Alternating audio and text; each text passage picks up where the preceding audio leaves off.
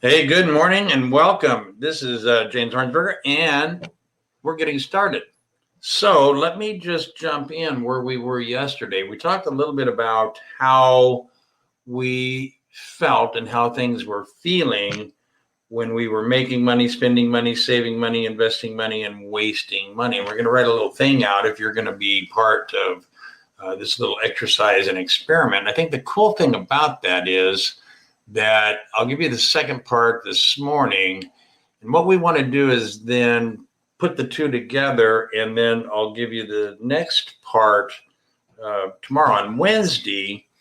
And what we're doing is we're forming basically a pattern that's going to allow us to see a couple of things about sort of the relationship, if you will, with money. And it's kind of like if you had like the word association game. We've all played that game, right? You say a word and there's a word association, first thing that comes to your mind.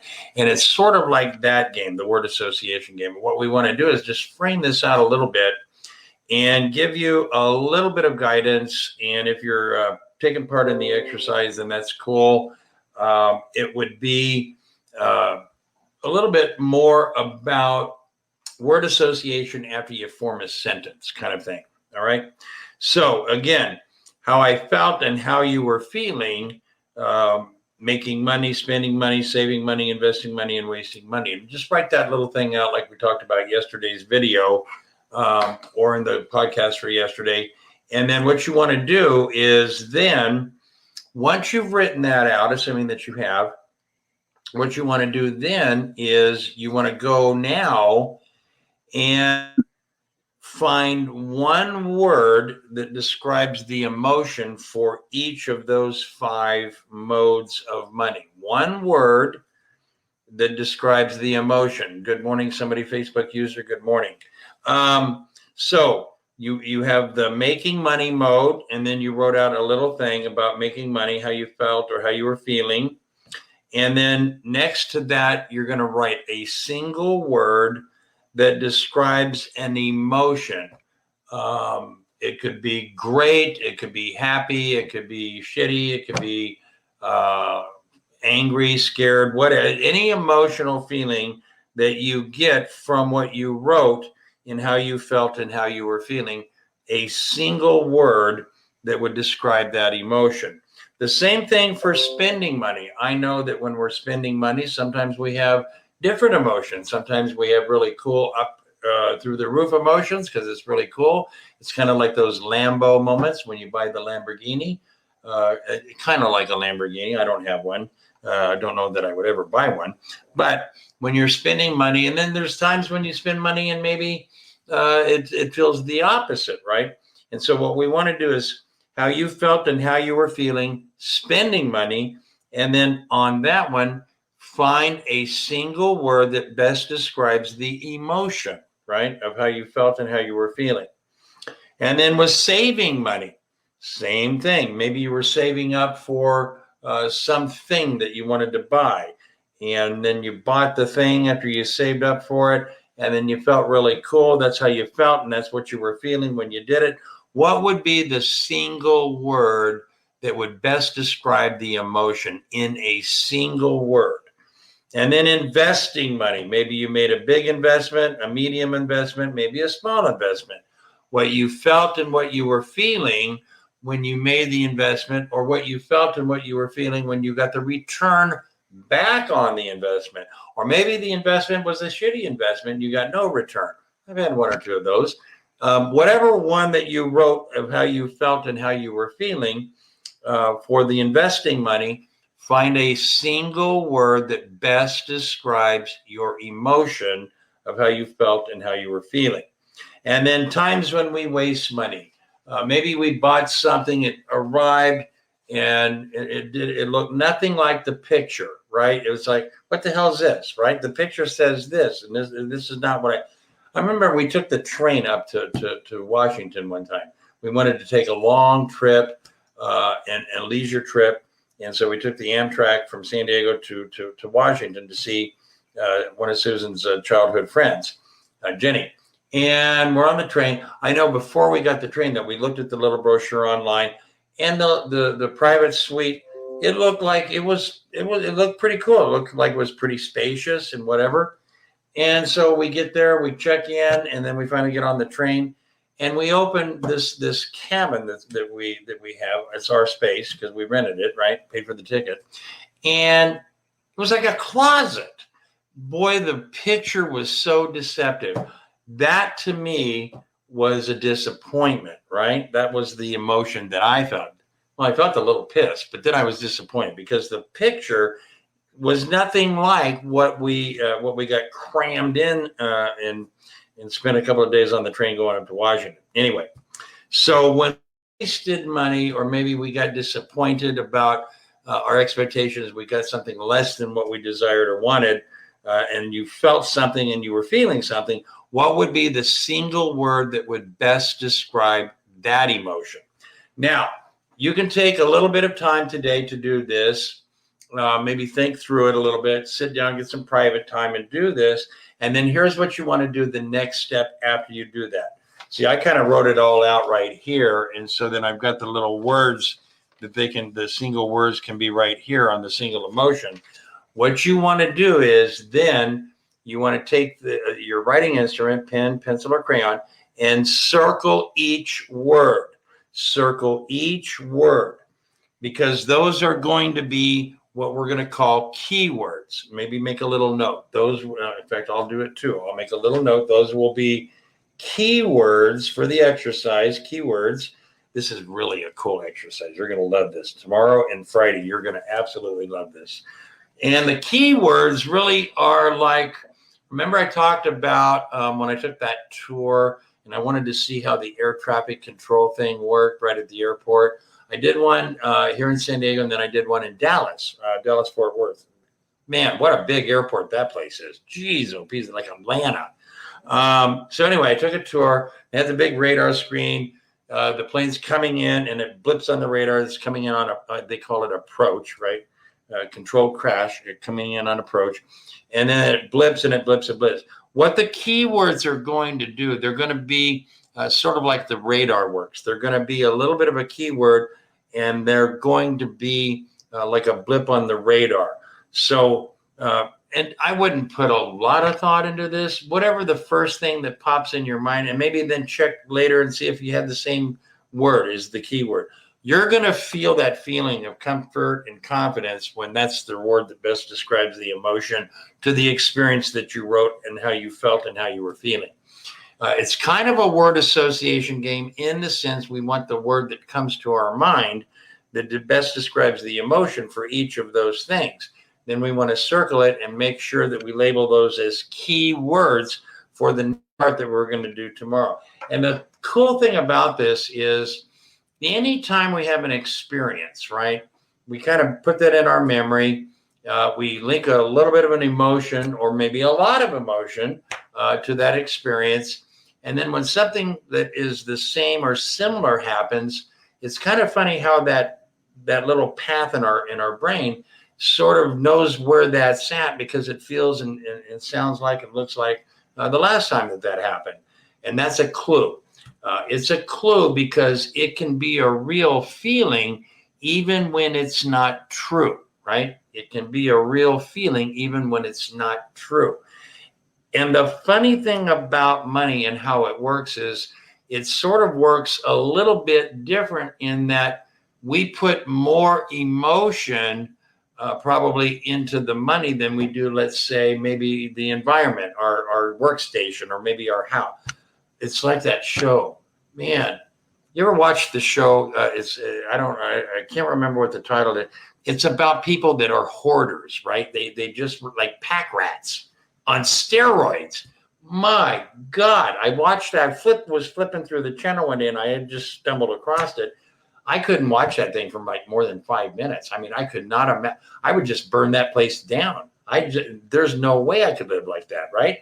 And so we get an emotion like that with our money, and it's a signal. It's like the radar. It's telling us something. And if you've gone up to the website right here and downloaded the material that Neil gave us to use, you'll learn that the amygdala, and it's a long read, it's like 300 pages, right? So you're not going to read it like today, but read it. Toward the middle of the book is there's an interesting term. Don't cut ahead, right? Just read it, and when you get to the middle, you'll figure it out.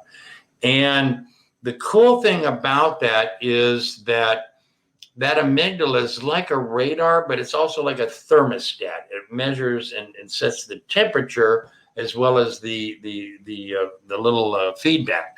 It's a feedback, and sometimes the feedback gets stuck in a loop, sort of like my 8-track tape, right? It just gobbled it up, right? And so what we want to do is we want to focus on our keywords, because tomorrow we're going to put those keywords and what we felt and we're feeling together, and we're going to form something with that. And now don't get ahead of me, because we all got to play at the same level here. We're going to put these together, and it's going to form something that we're going to be doing on Thursday before I tie it up together bring it all together on Friday.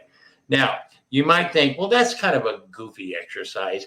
Yeah, well, I'm going to tell you something. You're going to be shocked at how accurate and how detailed your patterns really are, because this is going to be one of the things that you're going to be using to identify financial patterns. And it's been pretty accurate. I'd say 85, maybe 90% of the time in terms of identifying patterns. And again, all we want to do is identify. We don't want to do anything with them right now. I just want to know where the hell they're at, right? And if we've got that pattern, then we can say, is that working for me? Or, is it working against me? And if it's working against me, then I have a choice to do something different, right? We're all about doing something different when shit ain't working. You ever have a day where you get up and just like nothing works, right? I hate those days. God. And today everything's working. And getting texts from people that were doing some day trading early this morning. Some of us got up at 3:30 because there was a big rally in the market and the bulls were on the run with the Bitcoin. And that was kind of cool. I'm thinking about doing a Saturday podcast on how to set up correctly, well, not correctly, how to set up effectively a day trade model. If you're a day trader, maybe new to day trading, or maybe you want to become interested in doing the day trade, there's a way that you want to consider doing this so it's really effective, right? We don't want to do shit that's not effective, because then we get stuck. So I'm thinking about maybe doing a podcast this Saturday, and if not, I'll definitely do one next Saturday. And oh, by the way, let me change the little banner here and just put up my where did it go here? This thing is so cool. It's got all these little banners that you can create. It's just like totally cool. I'm starting to get a little bit comfortable with the technology. All right, so there right there is, let me see, there's my the issue right now when we're looking for patterns is, can we identify a pattern, step one? And when we identify a pattern, step two is it effective, working for me financially, or is it working against me financially? That's step two. And it's sort of like the receipts. You put them in a pile, right? Stuff that you needed. Let's see, what would be a need that we paid money for? Oh, rent, food, clothing. Okay, so let me go into clothing a little bit.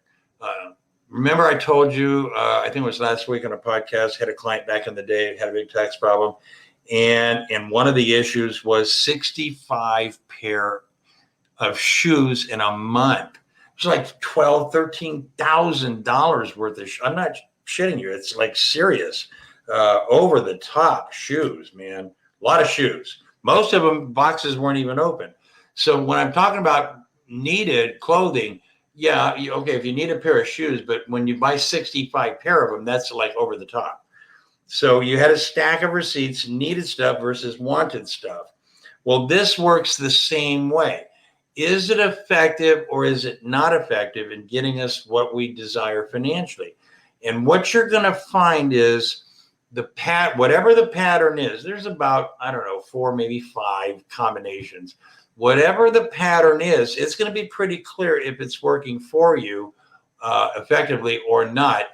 And there's a little bit of a trick to this, because it could be something that you do that actually gets in the way, right? And pauses. And you think you've decided, but you're not. You're still deciding and you're not doing. You ever have that feeling where you thought you had already decided and then something happens and then it's like, well, I thought I already decided that, right? That's the kind of feeling that I'm talking about. And you'll know it when you feel it. So we want to identify those patterns so that when we pull this all together on Friday, we've got one set basically of tool that we can use to identify another aspect of our relationship with our money, our financial relationship, right? And if shit's working for you, that's cool. Keep doing that. And if shit's not working for you, then you have a choice to do something different, not better, just different, that will be toward what you desire. And it's sort of like going in reverse and sort of decomposing or breaking it down in reverse engineering, if you will. And the cool thing about that is that if you follow the process, you're not going to miss anything. It'll be pretty accurate in terms of how it works. All right, so let's just recap how I felt and how I was feeling, making, spending, saving, investing, and wasting money. And you wrote out a little thing. Now we're going to take a line next to each one of those, and we're going to write one word, a single word, that best describes the emotion of whatever that experience was for each of those. And then we're going to circle each of those words, and we're going to put a little label on it, and we're going to call them keywords. And that will complete part 2 of this little exercise and experiment. And then tomorrow, we're going to put these 2 things together, and then I'll give you part 3, which will set us up for Thursday when we put all the pieces together, and then we'll tie a ribbon on that on Friday, and we'll be good to go. All right, hit me an email if you have any questions, any ideas, and if you're interested in a podcast that would be how to set up an effective model to do day trading, just in the subject line, just put day trade or day trader. And then I'll sort those out and then send you some information, or have Alan send you some information. The cool thing about that is if you have a model set up in advance and you're not having to come back and fix it later, man, you save so much time, and it's really kind of cool how it works. It's not going to teach you what stock to do. No, it's about setting it all up before you even do that part, so that at least you have some awareness to be effective, because you want to, when you're doing stock stuff, you definitely want to be effective. The game that we're playing is win the game, make money, make a profit. Okay, have an awesome day. It looks like the sun's coming back out, and that's kind of cool. I like the sun, don't like the rain. And hit me if you need me. You've got my email. If you're interested in that podcast, just put day trader in the subject line, and have a great day. Cheers, and I'll talk to everybody tomorrow. Cheers.